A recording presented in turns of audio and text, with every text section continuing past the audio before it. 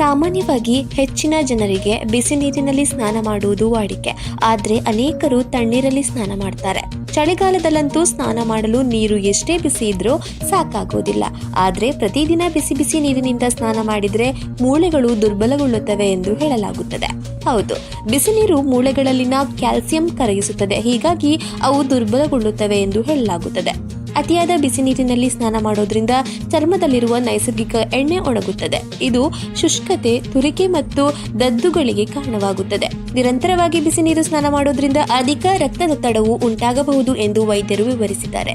ಸ್ನಾನದ ನಂತರ ನಿಮ್ಮ ಚರ್ಮವನ್ನ ಚೆನ್ನಾಗಿ ಒಣಗಿಸಿ ಮತ್ತು ಕೂಡಲೇ ಕೊಬ್ಬರಿ ಎಣ್ಣೆ, ಮಾಯಿಶ್ಚರೈಸರ್ಗಳನ್ನ ಸವರಿಕೊಳ್ಳಿ. ಚಳಿಗಾಲದಲ್ಲಿ ಸ್ನಾನ ಮಾಡಲು ಬೇಸರ ಮಾಡಬೇಡಿ. ಅದರ ಬದಲು ತುಂಬಾ ಚಳಿ ಇದ್ರೆ ಮಧ್ಯಾಹ್ನದ ಹೊತ್ತು, ಅಂದ್ರೆ ಬಿಸಿಲು ಜಾಸ್ತಿ ಇದ್ದಾಗ ಸ್ನಾನ ಮಾಡಿ. ಮುಂಜಾನೆ ಮತ್ತು ರಾತ್ರಿ ಸ್ನಾನ ಮಾಡುವುದನ್ನ ತಪ್ಪಿಸಬಹುದು. ಹೀಗೆ ಮಾಡೋದ್ರಿಂದ ಜಾಸ್ತಿ ಚಳಿ ಆಗೋದಿಲ್ಲ.